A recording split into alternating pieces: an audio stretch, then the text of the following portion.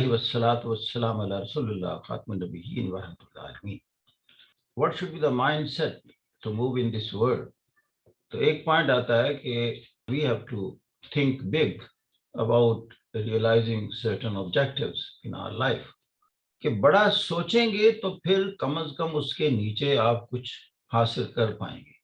اگر آپ نے لیڈر کے نچلے حصے تک ہی اپنا ٹارگٹ بنایا تو آپ لیڈر کے اس رنگ کے اوپر تو کبھی بھی نہیں جا پائیں گے. یعنی فلسافیکلی جب کوئی آپ ہائیسٹ لیول کو ویژولائز کرتے ہیں ٹو ریئلائز تو there are chances to achieve that.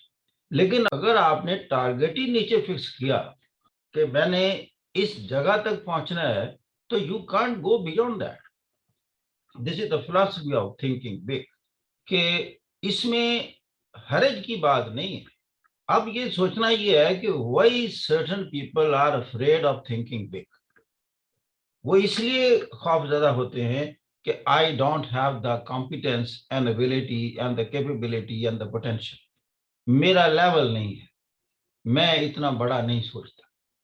اب اگلا پوائنٹ یہ ہے کہ آپ کے لیول کی پشنگ فورس کیا ہو سکتی ہے. آپ کے لیول کی پشنگ فورس تو تھنکنگ بگ ہی ہوگی.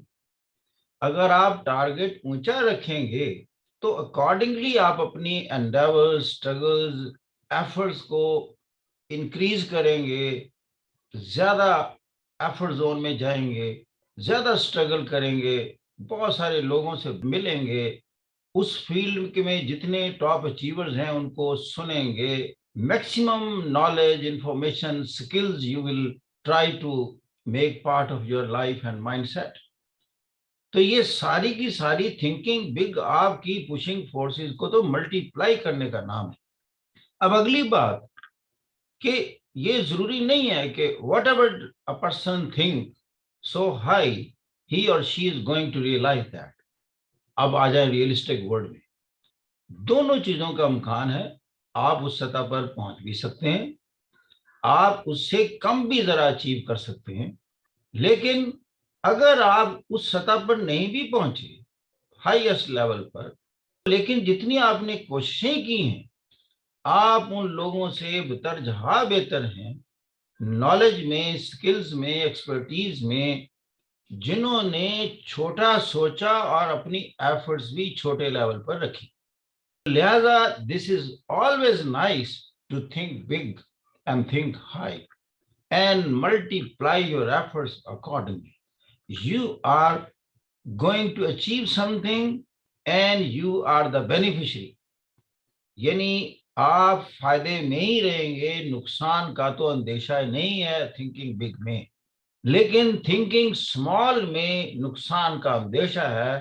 آپ کی صلاحیتیں ایک سطح سے اوپر جائیں گی نہیں. By thinking big you are multiplying your abilities.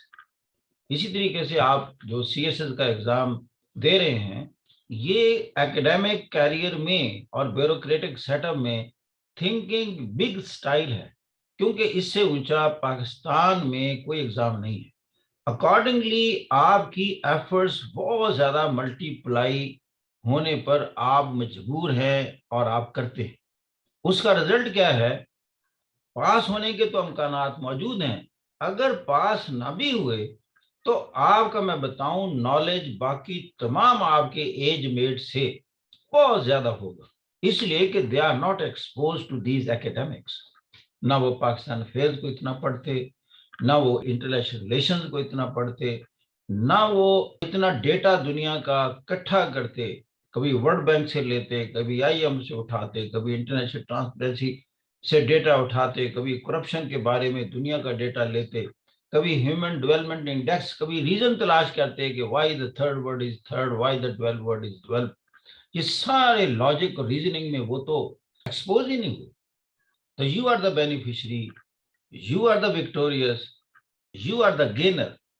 تو لہذا اس میں کوئی شبہ نہیں کہ you are in a wonderful pursuit now.